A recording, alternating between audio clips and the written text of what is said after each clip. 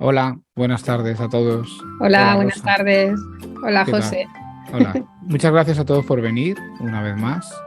Bueno, pues hoy estamos aquí para presentar nuestro nuevo libro, Sin miedo a la fotografía. Aquí lo tenemos. Sí, sí. Todavía está calentito. Vale, que salió el mes pasado, ¿puede ser? Sí, me suena que fue el 7 de noviembre, creo. Sí, Ujú. sí, no ha hecho el mes todavía. Está ahí. ¡Oh, no! Lo hace hoy. Hoy hace un mes, hoy Estamos hace un de mes. ahí de aniversario mensual. Aniversario mensual. No sé si hay una palabra para decir Yo aniversario tampoco, mensual. no tengo muy claro. Bueno. Bueno, como siempre, para los que ya habéis venido a alguna de estas charlas, pues ya sabéis que estáis todos silenciados, pero eso no quiere decir que no podáis participar. Podéis participar a través del chat. De hecho, hoy es presentación del libro, pero aprovechamos, como siempre, para ofreceros algo más. Entonces podéis preguntar todo lo que queráis acerca de dudas técnicas o dudas que no sean tan técnicas que tengan que ver con la fotografía, ¿vale? Ya que estamos hablando del libro, pues estamos dispuestos a ver si podemos resolver todas las dudas que os surjan, ¿vale? Así que si queréis escribir preguntas, si queréis preguntar algo que esté relacionado con la fotografía o con el libro o con lo que queráis, podéis escribir al chat. Mejor si escribís a Rosa, ¿vale? Que ella va a estar ahí un poco más pendiente. Entonces simplemente pulsáis encima de la cara de Rosa, hay unos 3 puntitos arriba a la derecha, y desde ahí arriba podéis chatear y preguntarle las dudas. Podéis escribir también al chat general. Lo que pasa es que el chat general, pues a veces se pasan las preguntas, van muy rápido y no podemos guardarlas o ordenarlas y eso. Así que Sí, nada. intentaré estar pendiente Ujú. de las preguntas que me lancéis. Muy bien, pues nada, vamos a ello. Vamos a presentar Sin miedo a la fotografía. Hemos venido aquí a hablar de nuestro libro, ¿no? Yo creo que todos los autores cuando hacen un libro lo hacen nada más que para poder decir esa frase en algún momento. Y nosotros pues no somos menos, claro. Ujú. Y bueno, la historia del libro, la verdad es que nos ha llevado bastante tiempo hacerlo. De hecho, el libro ya estaba hablado con la editorial incluso antes de que hiciera yo el proyecto fotográfico personal. Ujú. O sea que hace más de 5 años, que es el tiempo que tiene el libro de proyecto, ya estábamos con la editorial hablando de hacer este libro. Sí. Pero bueno, luego pues al final le dimos prioridad al de proyecto y bueno, pues otras cosas también que hemos tenido, ¿no? Que hacer en estos años. En fin, la cosa se fue ahí un poco trasladando y ya por fin pues bueno, nos pusimos ahí en el tema y por fin pues bueno, pues ahí está, ahí lo hemos conseguido terminar porque la verdad es que ha sido un trabajo muy, muy arduo, ¿verdad, José? Sí, bueno, ahora que lo estoy mostrando se está viendo, ¿no? Porque yo estoy aquí Sí. con la cámara al mismo tiempo, hablando con el micro como puedo. Bueno, pues en principio, por ejemplo, no iba a ser un libro con tantas páginas. Lo que pasa es que, bueno, uno empieza a estructurar, a escribir y al final, pues nos salieron más páginas de lo normal, la verdad. O sea que yo creo que es el libro de los que hemos escrito hasta ahora que más páginas tiene, ¿no? Tiene 300, si no me equivoco, a ver. 391 páginas, ¿no? Que son un montón. Así que, Son un bueno, pues montón, sí. aunque no parece tan gordo, ¿no? Cuando lo vemos así, es bastante manejable, ¿no? Pero sin embargo tiene más páginas de lo que parece. Y entonces, bueno, pues la verdad es que ha sido un trabajo. Yo creo que, o sea, por hablar un poco de cómo ha sido, eh, quiero decir que estuvimos más tiempo dándole vueltas a lo que es el esqueleto o la estructura del libro, ¿no? O sea, de cómo poner toda la serie de contenidos en una estructura más o menos lógica, que luego escribirlo, ¿no? Para nosotros, no sé si para ti también fue así, Rosa, pero el poder estructurar todos los contenidos me parece una tarea más compleja y más complicada que luego escribir esos contenidos, ¿sabes? Entonces, bueno, pues Sí, sobre la todo verdad. el buscar una manera lógica que, bueno, ahora dentro de un poquito lo vamos a comentar, ¿no? Cómo está estructurado. Sí. Uh-huh. No es de una manera, digamos que hemos huido de lo evidente o de lo que está más trillado y hemos buscado algo que fuera pues como más útil, más práctico. Pero bueno, Sí. ahora José nos va a hablar de eso. Iba a hablar también sobre el título. ¿Vale? Ah, Sí. sí, sí. Bueno, no sé, bueno, la verdad es que por una parte sigue la línea de libros más técnicos, ¿no? De José, Sin miedo al flash, Sin miedo al retrato. Entonces, bueno, Sin miedo a la fotografía. Es un libro que es técnico, pero también tiene partes de composición, pero es verdad que es más técnico que otra cosa, ¿no? El peso quizá aquí recae más sobre José y esta parte técnica, y por eso también tiene sentido que el título pues vaya por esa línea. Y de hecho, el título fue algo que teníamos pensado mucho antes de escribir el libro. Incluso cuando, bueno, al inicio de entablar ya conversaciones con la editorial, que por cierto aprovecho para dar las gracias a Javier de Juan por la confianza, y a Juan Carlos, y bueno, y por el gran trabajo también a Juan Carlos que ha hecho de maquetación para encajar todo esto, ¿no? Que yo no sé cómo lo consigue al final encajarlo todo también. Sí, sí. Y bueno, pues el título, ya digo, estaba pensado de hace tanto tiempo que incluso en su momento creamos un canal de YouTube llamado también Sin miedo a la fotografía, y bueno, y empezamos a subir ahí pues vídeos de contenido didáctico, y seguimos con el canal. O sea que a los que estáis aquí hoy os animo a que os suscribáis al canal este de Sin miedo a la fotografía, donde tanto José como yo, ahora ya hacemos todos los vídeos juntos. Al principio pues tenemos vídeos que estamos, digamos, haciéndolos por separado, pero ahora ya los estamos haciendo todos juntos, que bueno, es un formato como más divertido, ¿no? Más así, más relajado. Sí. Y bueno, pues os animo a que si os apetece pues escuchar diferentes contenidos de carácter didáctico, pues que os suscribáis. Bueno, estábamos hablando antes de la estructura, el orden que vimos más lógico, pues si uno mira el índice, lo que subyace detrás, aparte de la introducción y el capítulo 2, que es un poco para coger un poco de base de cómo debe ser una cámara de fotos y un poco de información digital, pues luego todo está planteado como si fueran las fases del hecho de realizar fotografías, ¿no? Primero la parte previa a la fotografía, que sería la planificación. Luego estaría la toma fotográfica, que nosotros hemos dividido en 4 fases, que son la composición, la exposición, el enfoque y el disparo, y luego la fase posterior a la toma fotográfica. Entonces, bueno, por ejemplo, de la toma fotográfica, esta diferenciación en estas 4 fases, pues ayuda un poco, y lo hemos visto sobre todo a la hora de dar cursos en nuestra escuela, que funciona mejor cuando todo está en compartimentos y que los alumnos, que sobre todo los que empiezan, pues saben en todo momento lo que están haciendo, ¿no? La verdad es que el pensar un poco cómo era todo ese proceso fotográfico, ¿no? Que es un poco el que lleva el orden en el libro, a mí por lo menos en la parte de composición me fue muy clarificador, en algunos aspectos, ¿no? Cosas que no te planteas y dices, a ver, pero realmente en qué orden hacemos las cosas, y te das cuenta que hay muchas de las decisiones que tomamos que lo hacemos de una manera totalmente inconsciente, pero están ahí, pero son decisiones que están ahí. Quizá eso fue lo que, no sé, a mí me resultó muy interesante, ¿no? Hacer esa extraer, ¿no? Realmente la forma en la que vamos decidiendo las cosas, y al final eso se convierten en herramientas que vamos pues adquiriendo, ¿no? Y bueno, y en este caso facilitando a la hora de hacer una fotografía, fijarnos en todos los aspectos de ella. Claro, yo voy a decir que en mi caso, y supongo que en el tuyo también, al final hemos aprendido, pues siempre aprendemos de todo, ¿no?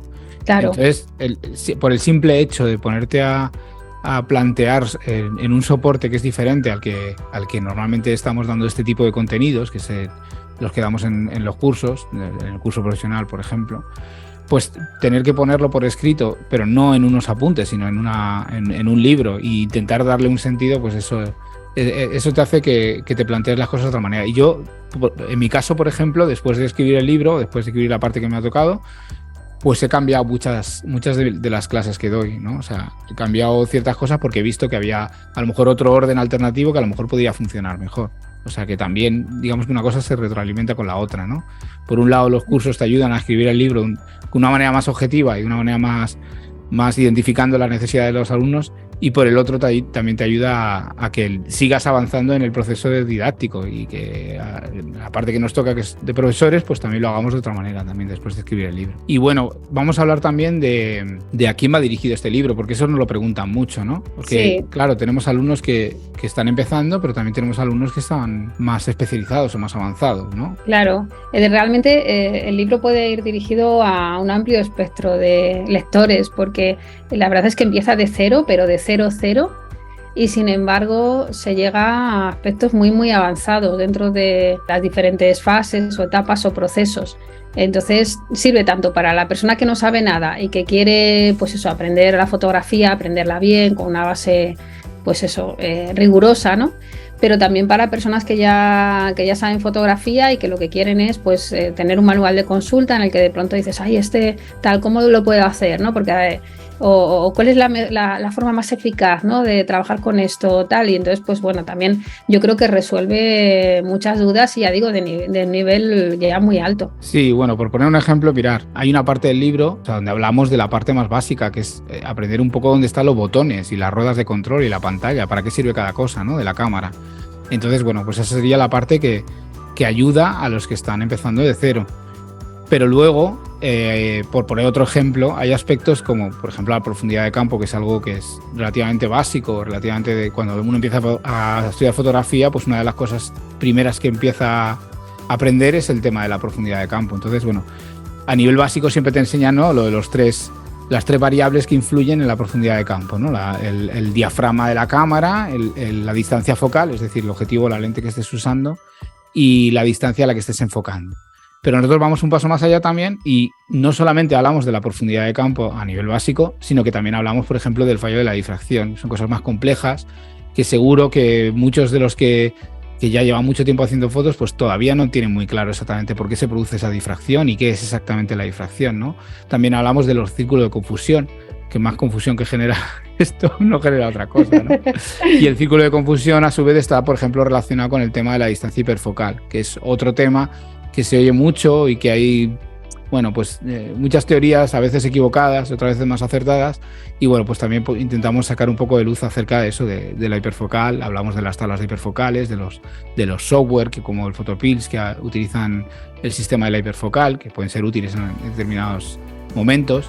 Y también hablamos, por ejemplo, otro tema que también está relacionado con la profundidad de campo y que es más avanzado, del apilamiento de enfoque, que es una tecnología o una técnica que se lleva utilizando desde relativamente reciente, ¿no?, desde pocos años, y que nos ayuda con un proceso digital que ahora, de hecho, en Photoshop está bastante bien conseguido, pues nos ayuda a conseguir una máxima profundidad de campo a partir de varias imágenes, ¿no?, utilizando pues herramientas como los carriles de enfoque y cosas así.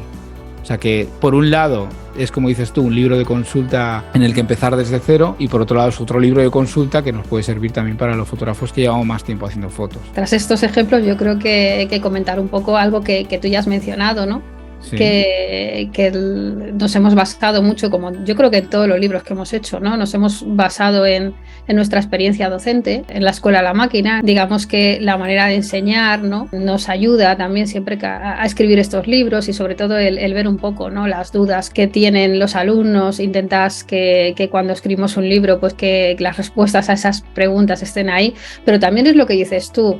Luego, cuando escribimos un libro sobre una temática, el curso siempre mejora, ¿no? Porque hay cosas que a lo mejor en clase no te habías planteado porque estás tú ahí y tal, y a partir de hacerlo para un libro, yo siempre lo digo, ¿no?, que ese libro ya es algo que tiene una entidad propia, que se marcha, ¿no?, y el lector se tiene que enfrentar a él sin un profesor a su lado, una profesora. Y entonces, claro, nosotros buscamos, ¿no?, siempre la manera de que eso de manera independiente pues funcione, que sirva para aprender, no sé qué.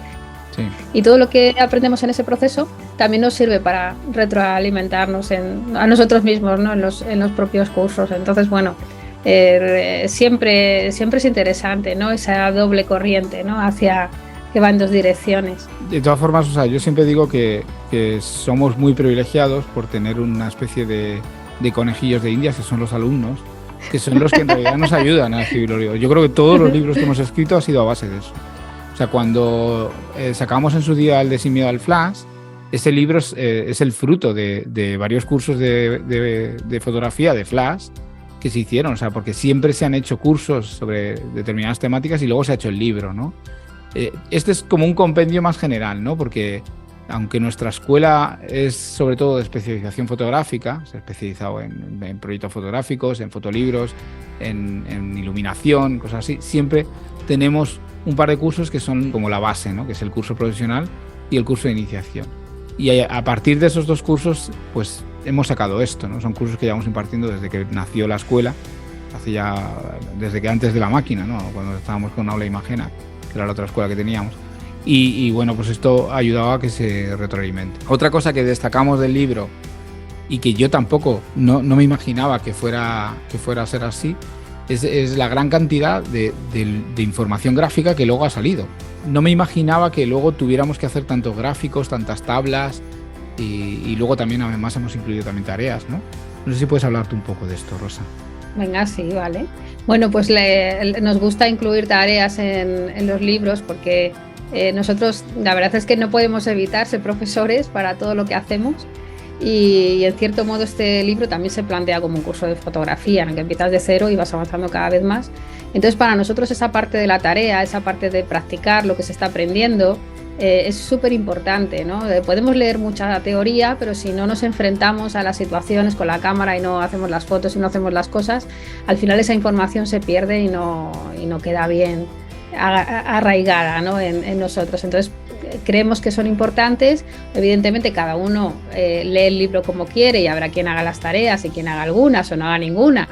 Eso ya es cosa del lector, pero sí nosotros las planteamos porque pensamos que es una manera fantástica de aprender mucho más, ¿no? y de avanzar más con la fotografía. Bueno, aparte de lo que son tareas que están a lo largo de todo el libro, es lo que decíamos antes. La cantidad de fotos que hemos tenido que hacer para este libro y la cantidad de gráficos. Pongo un ejemplo, ¿no? El tema de las tarjetas de memoria. Esto es algo que yo en clase, pues normalmente no lo ponía en el contenido de lo que serían las clases, pero sí me lo preguntaban constantemente, ¿no? ¿Cuáles son las especificaciones de una tarjeta de memoria para que sea la tarjeta de memoria más adecuada para mi cámara de fotos, para el tipo de fotos que voy a hacer? Bueno, pues al principio no te lo planteas, pero luego dices, pues es que aquí hay un montón de información que es útil, que me están preguntando siempre en todos los cursos, cuando llegamos a la parte del equipo fotográfico, pues vamos a plasmarlo en el libro, ¿no? Y entonces te das cuenta de que muchas de esas cosas pues funciona mejor si las haces pues a través de tablas y de gráficos y cosas así. Múltiples ejemplos, múltiples fotos aquí con el tema, por ejemplo, de los filtros. Luego, pues también hemos incluido algo que aunque no sea a nivel básico general o específico de lo que sería la tarea fotográfica en sí, pues que está relacionado, ¿no? Hemos incluido un capítulo de Flash, ¿no? Hay que preguntar, ¿por qué has incluido un capítulo de Flash y ya hay un libro, ¿no? De Sin miedo al Flash. Bueno, pues ese capítulo que sirva por lo menos para mantener una cierta base, para que los alumnos puedan empezar a trabajar con el Flash, los lectores del libro, y luego ya si quieren ampliar conocimientos pueden irse a Sin miedo al Flash, por ejemplo, ¿no? Y bueno, pues ahí tenéis algunos ejemplos de páginas, ¿no? Donde se ven pues un poco todo el equipo, el uso del trípode. Luego, pues lo que decíamos antes, ¿no? Estábamos hablando cuando hablamos de medición de la luz, podemos hablar de medición de la luz a un nivel, entre comillas, básico, pero luego también nos podemos ir a algo más avanzado, incluso hablar del fotómetro, ¿no? Hay gente que piensa que el fotómetro solo se utiliza para iluminación artificial, ¿no? O para flashes y cosas así, pero el fotómetro se puede utilizar también con luz continua y para hacer fotos de paisaje, por ejemplo. Entonces, bueno, pues hemos metido un poco todo lo que hemos visto que podría ser interesante, tanto para el que está empezando de cero como para el que lleva ya más tiempo haciendo fotos. Sí, bueno, alguien nos dice, ya no quedan miedos. Buah, siempre hay alguno más. Uh-huh. Yo creo que sí, que habrá alguno más todavía. Y bueno, os voy a dar el enlace por si queréis adquirir esta maravillosa obra que os estamos presentando. La podéis adquirir a través de la escuela. Os lo voy a poner en la página aquí. Si lo hacéis así, si la compráis en la escuela, os mandamos el libro dedicado, ¿vale?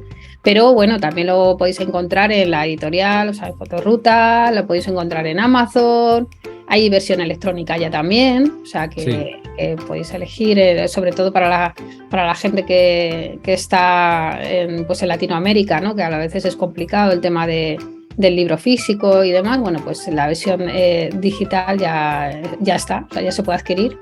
Y bueno, en tiendas físicas, pues en AFNAC, la Casa del Libro, el Corte Inglés, en fin, todas las grandes librerías, pues también lo vais a encontrar. O sea que si lo queréis, seguro que os haréis con él. Pero bueno, nosotros, ya sabéis, os lo enviaríamos dedicado. Personalizar. Eso es. Si quieres, mientras la gente se piensa si hace alguna pregunta, tenía preparada una parte relacionada con el tema del libro. Entonces, lo que he hecho ha sido coger uno de los capítulos y explicarlo un poco, ¿no? Si os parece, para que veáis un poco cómo funciona el libro, en lugar de poner páginas del libro y pantallazos, utilizando las fotos, pues voy a hablar, por ejemplo, de un pequeño tema, ¿no? que tocamos en el libro, que es el tema de la revisión de la imagen durante la toma. Algo que la verdad muchas veces no le damos toda la importancia que tiene, ¿no? O sea, nosotros hemos hablado de que el libro está planteado como las diferentes fases a la hora de hacer fotografías, ¿no? La fase previa a la foto, la toma fotográfica y la fase posterior.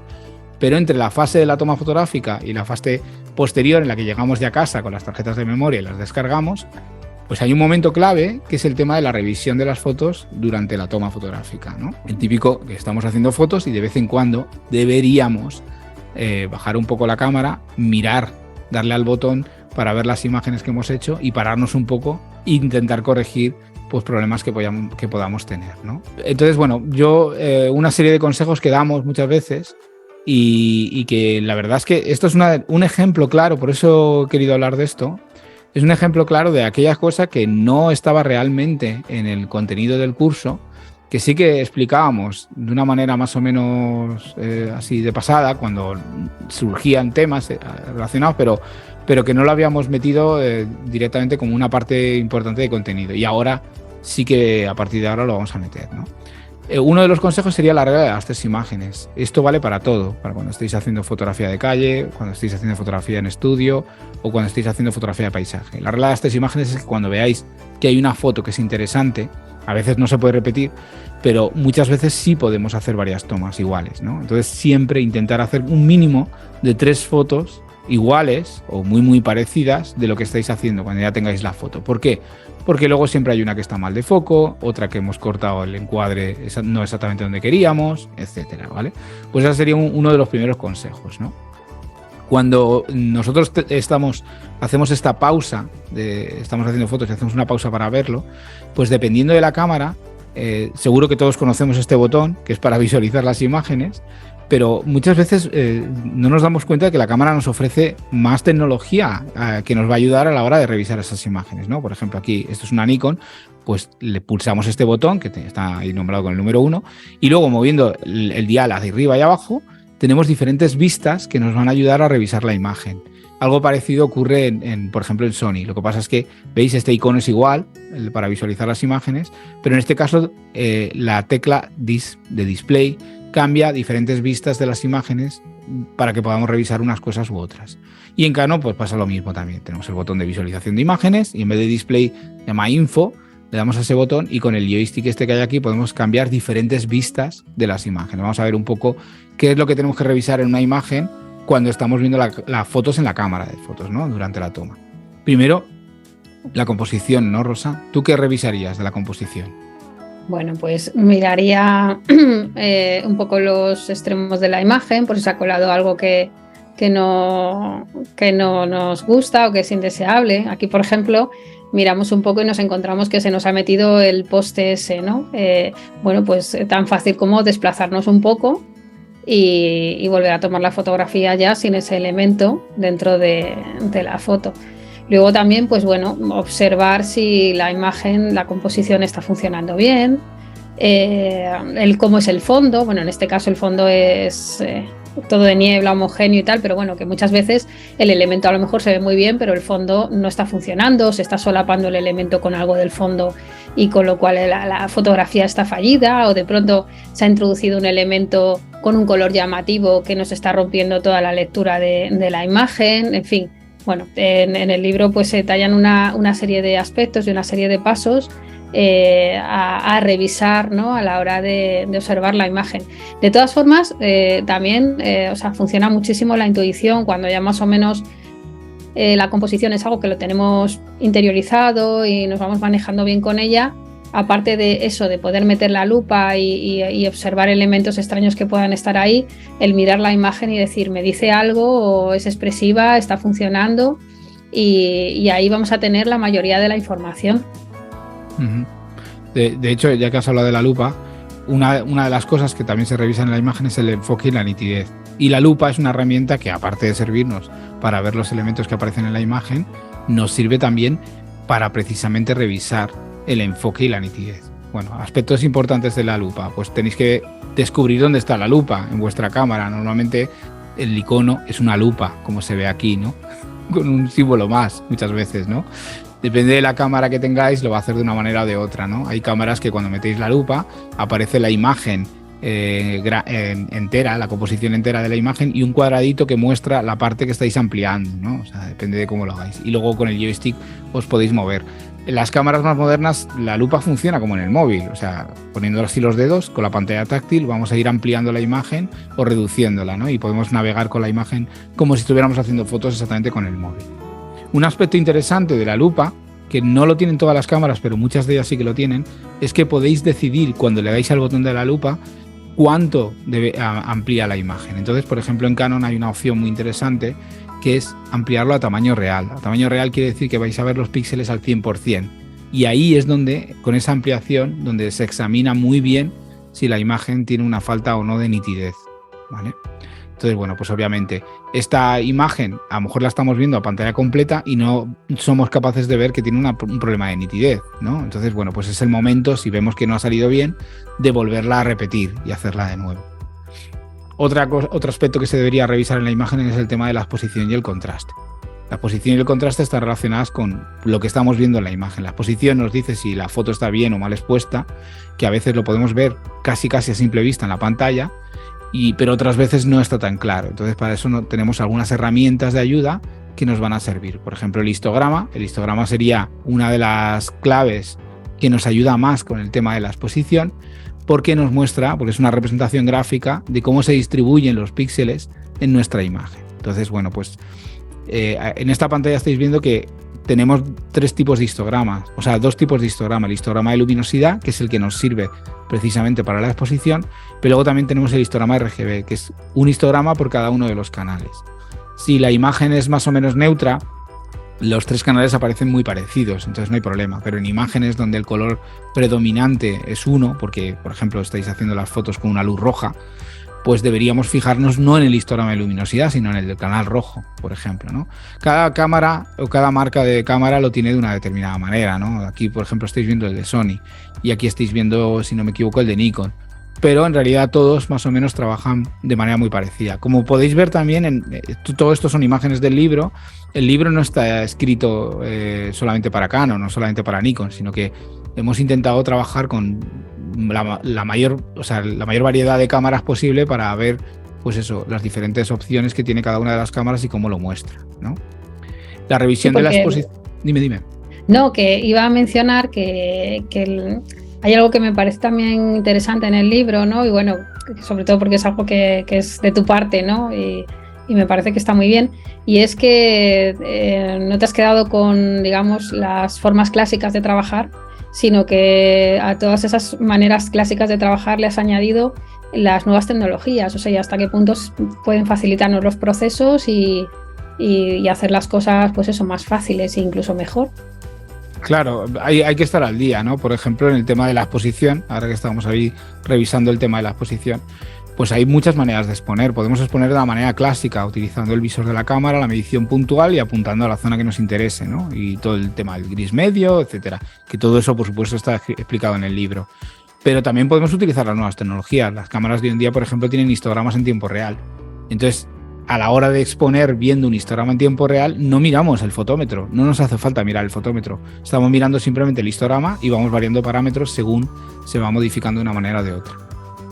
Otra cosa que nos sirve para revisar la exposición, que nos ayuda, es, aparte del histograma, el aviso de altas luces o la alerta destacada, que son las zonas parpadeantes que tanto nos molesta ver en las fotos muchas veces cuando las estamos visualizando, pero que tanto pueden ayudar, ¿no? O sea, saber qué zonas de nuestra imagen están sobreexpuestas y se salen de la gráfica porque lo marca, ¿no? En este caso, por ejemplo, en esta cámara de Sony lo está marcando en color negro, ¿no? Sobre la imagen. No todas las cámaras lo tienen, pero Sony, por ejemplo, también tiene un aviso para el recorte de negros. Las sombras, cuando están empastadas, cuando los negros están empastados, también avisa con un color, en este caso blanco. Estas zonas que se ven blancas en la imagen muestran las zonas empastadas. Eso lo tiene, por ejemplo, solamente Sony.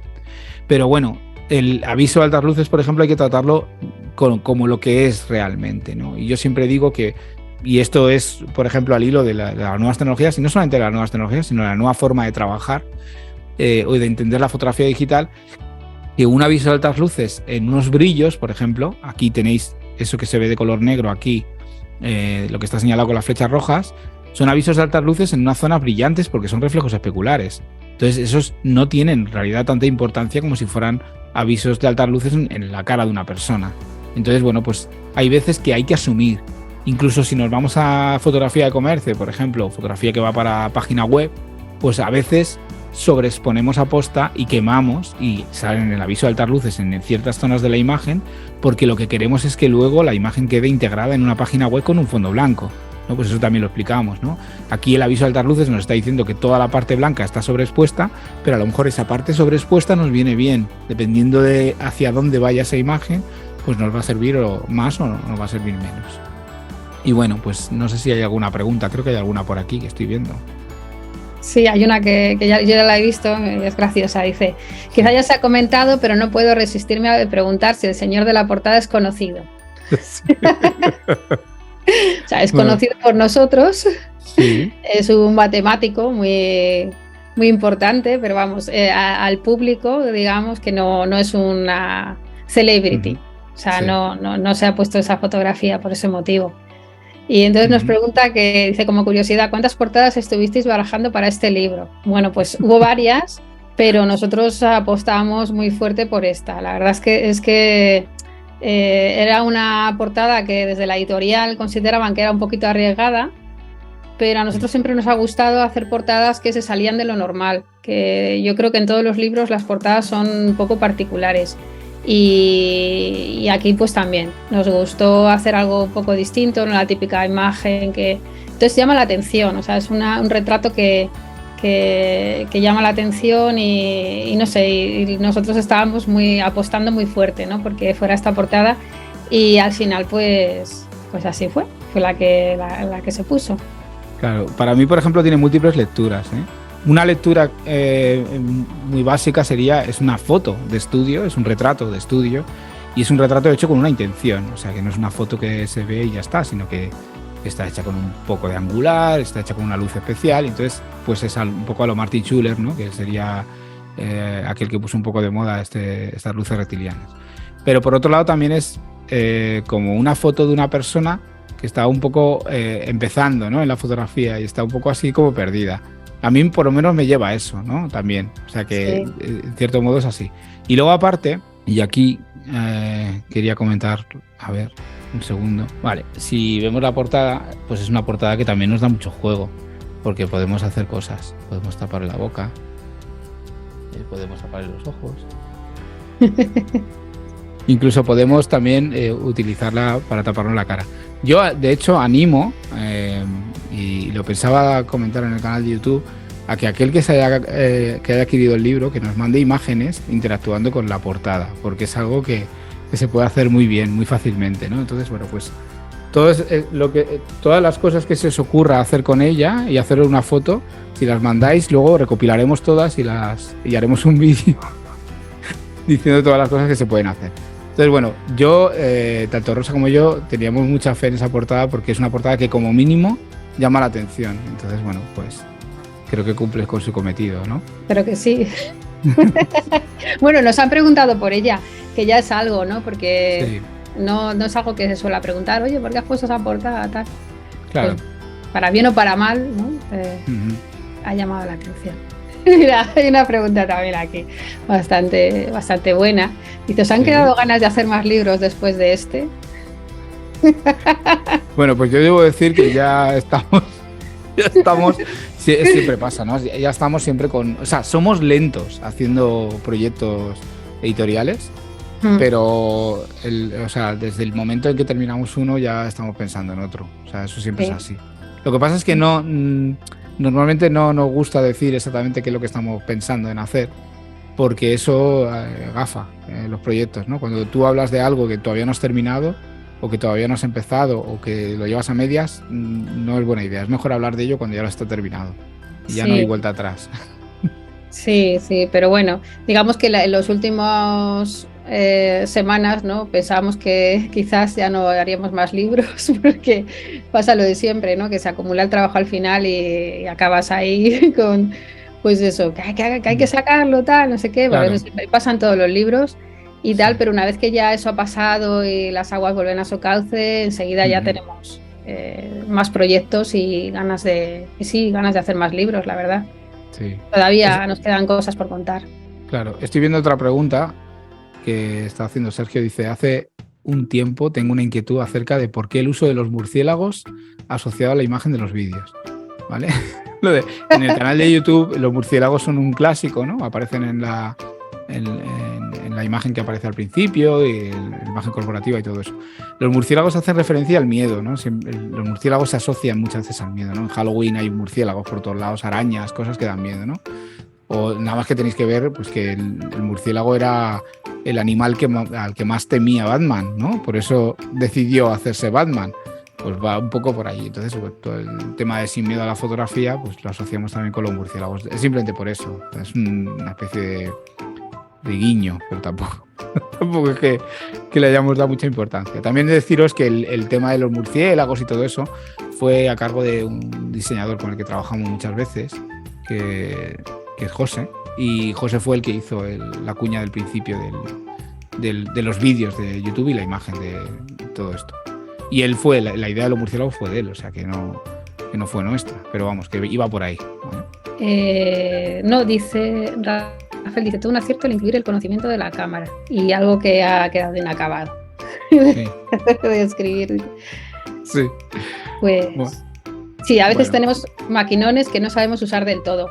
Te comprendo perfectamente, porque yo, por ejemplo, he aprendido un montón ahí con José, porque al final tendemos a utilizar lo que ya conocemos y desaprovechamos muchas opciones que nos harían, que nos hacen las cosas más fáciles. Sí, pero porque simplemente no las utilizamos por puro desconocimiento. Claro. A ver, no nos hace peores fotógrafos no utilizar todas las cosas que tiene la cámara. Pero sí que es verdad que un poco de curiosidad nos viene bien. A mí lo que pasa es que me toca por obligación, porque yo precisamente la parte que doy del curso profesional, una de las partes es la de manejo de la cámara. Entonces me toca enfrentarme con cámaras de todas las marcas y de todo tipo. Y al final uno acaba conociendo pues los equipos de uno y de otro lado. Y también necesito estar al día de todas las cosas nuevas que van saliendo. Entonces, bueno, pues siempre hay algo nuevo, sale una nueva cámara que hace una nueva cosa. Estar un poco al día sí que nos va a facilitar las cosas, ¿no? Sin ir más lejos, antes era impensable hacer una fotografía con una cámara si no mirábamos por el visor óptico. Y hoy en día podemos trabajar con ella como si fuera el móvil, mirando la pantalla LCD, ¿no? O sea, independientemente de que sea una reflex, porque las reflex también tienen, casi todas, una visión directa que nos permite trabajar de esa manera. Entonces han cambiado un poco ciertas cosas, ¿no? A la hora de trabajar con la cámara. Pero claro, los que venimos un poco de más atrás, pues estamos un poco, entre comillas y con cariño, lastrados por nuestra manera de trabajar. Pero eso no quiere decir que hagamos las cosas peor, las hacemos de otra manera. Pero hay que probar porque muchas veces al probar nos damos cuenta, oye, pues esto está bien, ¿sabes? Utilizar la nueva tecnología siempre nos va a ayudar. Cosas que han surgido en los últimos años y que son brutales, pues hay cámaras que ya te hacen el apilamiento de enfoque, ¿no? Como muchas Olympus, ¿no? Puedes hacer varias tomas, te las hace automáticamente con diferentes enfoques en diferentes puntos y luego las junta todas para tener una imagen con más profundidad de campo. Los sistemas HDR, o sea, las cámaras ya te hacen varias fotos y las juntan en una sola y te hacen el HDR automáticamente.